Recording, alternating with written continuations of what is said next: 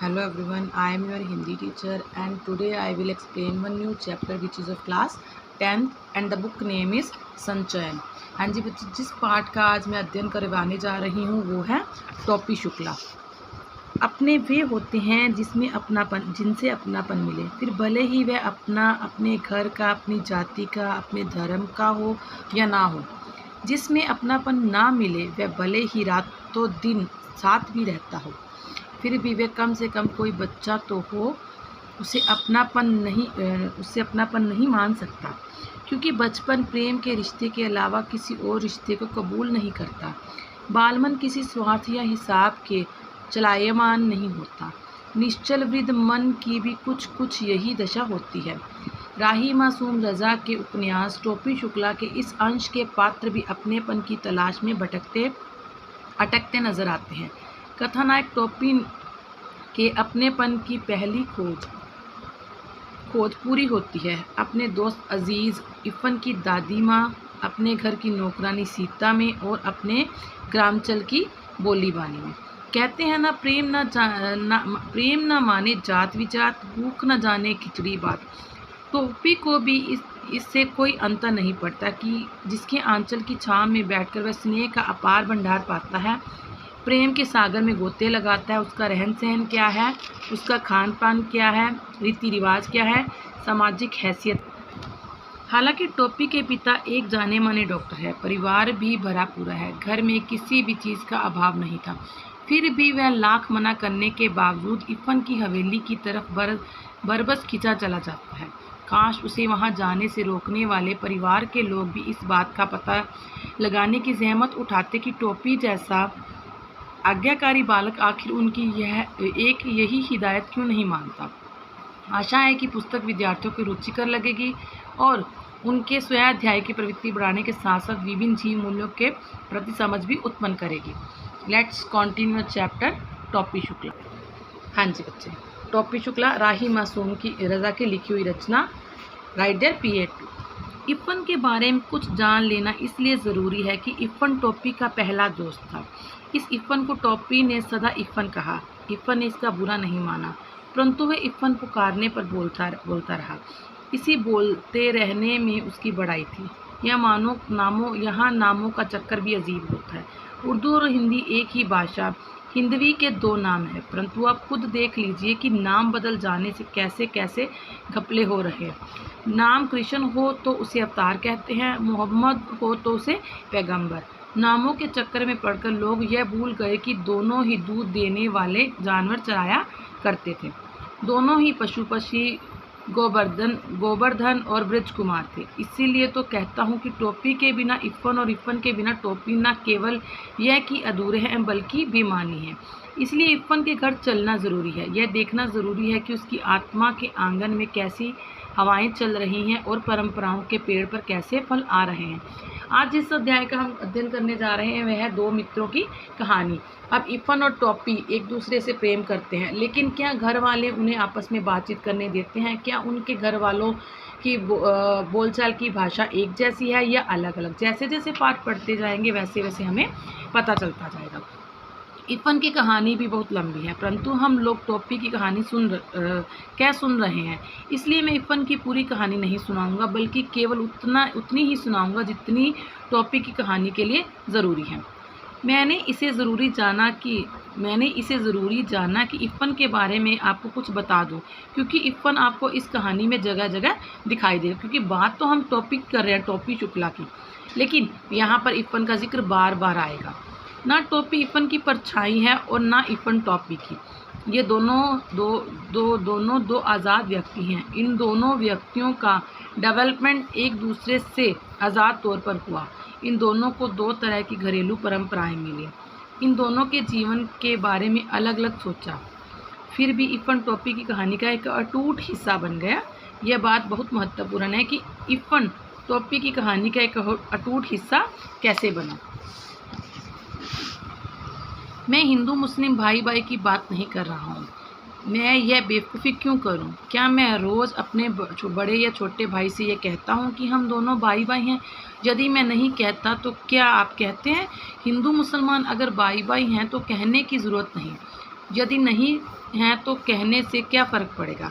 मुझे कोई चुनाव तो लड़ना नहीं है, क्योंकि लड़ाई झगड़ा जहाँ होगा, अगर हम हिंदू हैं तो हम अपने आप को हिंदू जाति के रहें, मुसलमान हमारे भाई हैं, ये सब कहने का कोई फ़र्क नहीं पड़ता।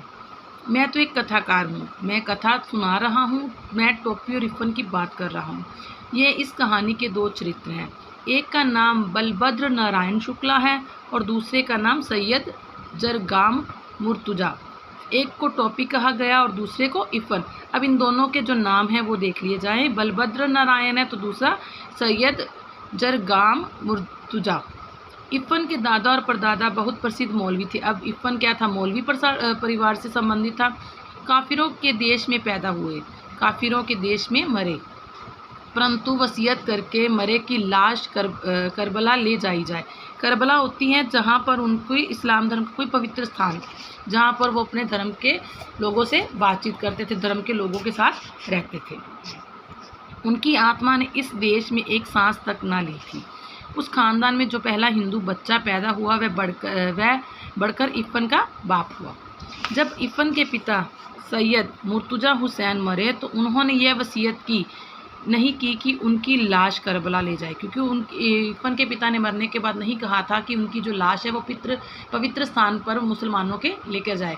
जैसे कि कहते हैं ना कि मरने के बाद जो अस्थियों का विसर्जन होता है, कुछ लोग हरिद्वार जाकर करते हैं, कुछ लोग कीरतपुर में करते हैं, या कुछ लोग हरी के पत्तन में भी करते हैं। अब इफ़न के पिता ने ये नहीं अपनी वसीयत में लिखा था कि उनकी लाश को करबला ले जाया जाए, वह एक हिंदुस्तानी कब्रिस्तान में दफन किए गए। इफ़न की परदादी भी बड़ी नमाजी बीवी थी। नमाजी होता है जो दिन रात 2 समय में नमाज पढ़ते हैं। करबला, नजफ़, खुरासान, काज़मीन और जाने कहाँ की यात्रा करके आई थी, परंतु जब कोई घर से जाने लगता तो दरवाजे पर पानी का एक घड़ा जरूर रखवाती और माश का सदका भी ज़रूर उतरवाती। माश का सदका मतलब उनकी बुरी नज़र भी उतारती कि कोई टोटका करके, मतलब कि उन्हें बाहर जाते हुए किसी प्रकार की कोई नज़र ना लगे। इफ़न की दादी भी नमाज रोज़े की पाबंद थी, परंतु जब इकलौते बेटे को चेचक निकली, चेचक होती है जो माता निकल जाती है, मुंह पर दाने दाने शुरू हो जाते हैं, शरीर पर बुखार आना शुरू हो जाता है, जिससे दाने निकल आते हैं। निकली तो वे चारपाई के पास एक टांग पर खड़ी हुई बोली, माता मेरे बच्चे को माफ़ कर दो। पूरब की रहने वाली थी ना, 9 या 10 बरस की थी जब ब्याह करके, लखनऊ ब्याह करके मतलब शादी करके जब वो इफ़न की दादी आई थी तो वो कितने बरस की थी, सिर्फ 9 वर्ष की। परंतु जब तक जिंदा रही पूर्वी बोलती रही। पूर्वी भाषा पूरब की तरफ से बोली जाने वाली भाषा। लखनऊ की उर्दू ससुराली थी, लखनऊ की जो उर्दू की भाषा थी वो ससुराल वालों की तरफ से थी, लेकिन वह कभी उस भाषा का प्रयोग नहीं करती थी। वह तो मायके की भाषा को गले लगाए रहती थी, क्योंकि मायके वाली भाषा ही ज़्यादा बोलती थी, क्योंकि इस भाषा के सिवाय इधर उधर कोई नहीं ऐसा कोई नहीं था जो उनके दिल की बात को समझता। जब बेटे की शादी के दिन आए तो गाने बजाने के लिए उनका दिल फड़का, परंतु मौलवी के घर गाना बजाना भला कैसे हो सकता था, क्योंकि वो मौलवी परिवार में बहू बनकर आई थी। अब उनके परिवार में किसी प्रकार का गाना बजाना नहीं होता था, इसलिए उन्होंने ये शौक़ भी पूरा नहीं किया। बेचारी दिल में सोच कर रह गई। हाँ, इफ़न की छठी तो बच्चे के जन्म उत्सव पर 6 दिन बाद कोई पूजा या उत्सव मनाया जाता है, पर उन्होंने जी भरकर जश्न मना लिया, मतलब बहुत खुश हुई थी वो। यह बात यह थी कि इफ़न अपने दादा के मरने के बाद पैदा हुआ था, क्योंकि दादा जो इफ़न के दादा थे उसकी दादी को, मतलब अपनी पत्नी को ये सब करने से मना करते थे।